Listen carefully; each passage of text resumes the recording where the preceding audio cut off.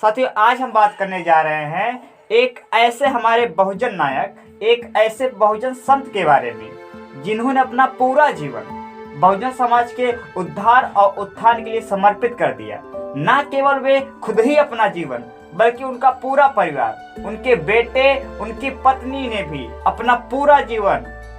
हमारे हक, हमारे अधिकार को हमें दिलाने के लिए अपना सर्वस्व न्यौछावर कर दिया। तो साहब, बिना देरी करते हुए सीधे हम चलते हैं टॉपिक पे और आइए जानेंगे वो कौन था बहुजन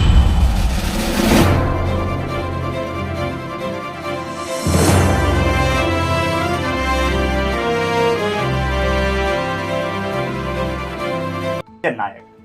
साथियों, ये 14वीं शताब्दी का समय था और उस समय महाराष्ट्र के मेहुना राजा नामक गांव में एक संत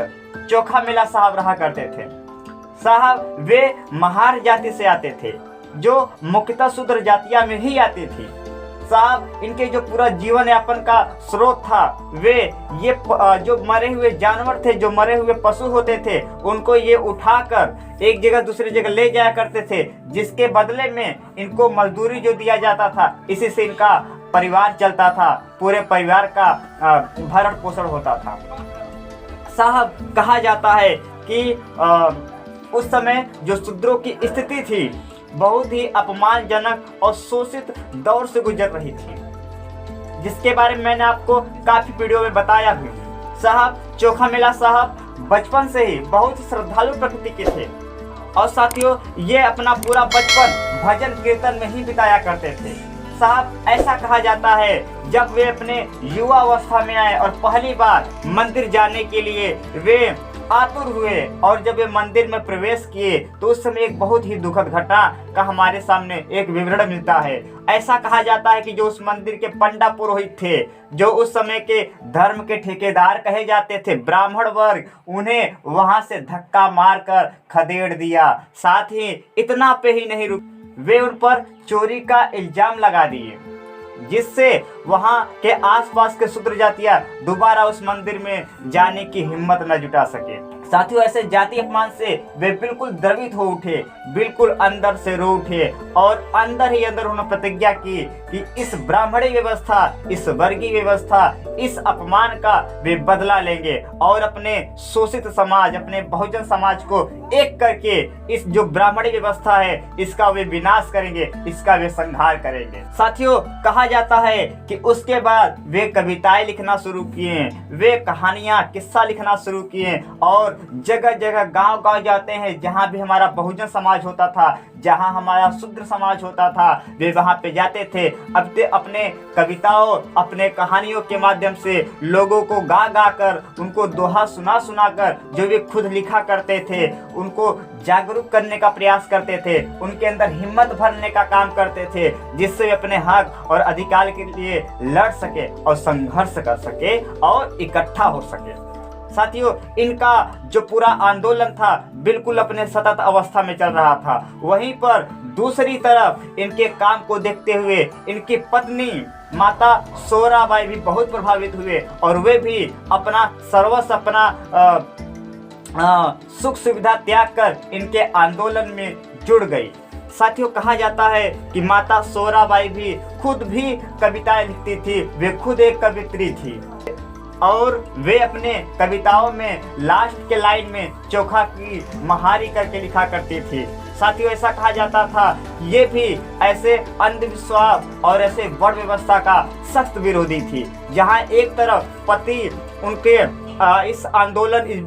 इस बहुजन मूवमेंट को जोर दे रहे थे, चला रहे थे, तो वहीं दूसरी तरफ उनकी पत्नी भी गांव गांव, जगह जगह जाकर हमारे समाज, अपने समाज को वे इकट्ठा कर रही थी, जिससे वे इस हजारों साल से चली आ रही कुरीतियां, इस अमानवीय व्यवहार का बदला ले सके और हम लोग इकट्ठा हो सके।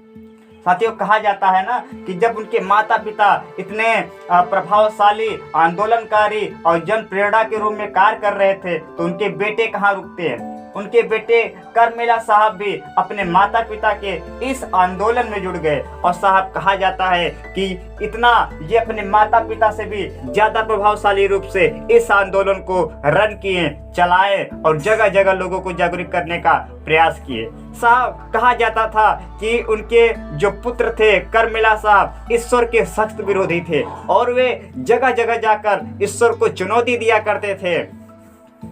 कि आज जो शूद्रों की स्थिति है, जो मेरी स्थिति है, उसके जिम्मेवार तुम हो। आज मैं कूड़े में से रोटियां बीन कर खाता हूँ और सूरों के मुंह से छीन कर रोटियां खाता हूँ, गंदे नालियों में सोता हूँ, गंदे जगहों में मैं रहता हूँ, लोग हम पे गालियां देते हैं, जातीय अपमान करते हैं, तो इसके केवल और केवल जिम्मेवार तुम हो, क्योंकि तुम्हारे ही द्वारा लिखी गई ग्रंथ, तुम्हारे द्वारा ही बताई गई ग्रंथ का ही वे लोग सहारा लेकर हम पे हमारा शोषण करते हैं, हमारा तुम्हारे खुद के मंदिर में हमको जाने से रोकते हैं, हमारा जाति अपमान करते हैं। इस तरीके से जगह जगह जाकर वर्षों से चली आ रही है, ईश्वर के नाम पे चल रही है ठेकेदारी, अंधविश्वास और जो उच्च वर्गों का शोषण था, उसके खिलाफ लोगों को जागरूक करते थे, इकट्ठा करते थे।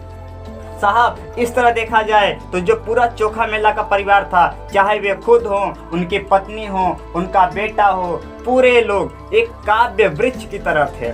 जो अपने कविताओं के द्वारा, अपने व्याख्यानों के द्वारा, अपने किस्सों, अपने कहानियों के द्वारा, अपने आंदोलनों के द्वारा हमारे बहुजन समाज जो आज इतना सशक्त और इकट्ठा हो चुका है, इसके लिए अपना पूरा सब कुछ न्यौछावर कर दिए। साहब कहा जाता है कि चोखा मेला साहब बहुत ही मानवता के समर्थक थे। वे कहा करते थे कि जिस प्रकार ईख में 1000 गांठियाँ होती हैं लेकिन फिर भी उसका रस मीठा होता है, उसी प्रकार वे कहा करते थे कि मानव में भी ऐसे तमाम विषमताएं हैं, अलगाव है, लोग अलग अलग रंग के हैं, लोग अलग अलग उनका रूप है, अलग अलग जातियाँ हैं, अलग अलग धर्म हैं, फिर भी उनके बीच एक रस है। वो रस का नाम उन्होंने दिया था मानवता और बोले कि इस रस का स्वाद सभी मानवों को जरूर चखना चाहिए, इस प्रेम का स्वाद जरूर मानव को चखना चाहिए। साथियों ऐसा कहा जाता है कि अपना पूरा जीवन न्यौछावर करते हुए चोखा मेला साहब 1338 ईस्वी में एक निर्माण कार्य के दौरान उनकी मृत्यु हो गई और शहीद हो गए। साहब आज ये बहुत दुख की बात है कि ऐसे महान क्रांतिकारी, ऐसे महान बहुजन नायक के बारे में जो अपने हमारे लिए अपने पूरा परिवार को न्यौछावर कर दिए, चाहे तो वो भी सुख सुविधा पूर्वक रह सकते थे, लेकिन वे हमारे भविष्य को देखते हुए अपना सब कुछ त्याग दिए, जिससे आज हम आपके सामने सर उठा कर ऐसे बोल सके, ऐसे अपने इतिहास को बता सके, हमको बिना डरे, और ये हमारे अंदर हिम्मत जो मिला है उन्हीं की बदौलत है। तो साथियों यदि चाहते हैं आपके ऐसे बहुजन महानायकों के और मैं वीडियो लाऊं तो प्लीज़ आप इस चैनल को जरूर सब्सक्राइब कर दीजिए और अपने दोस्तों से इसके बारे में बताकर हमें हिम्मत दीजिए। सुनने के लिए आप सभी का धन्यवाद। जय भीम। नमो।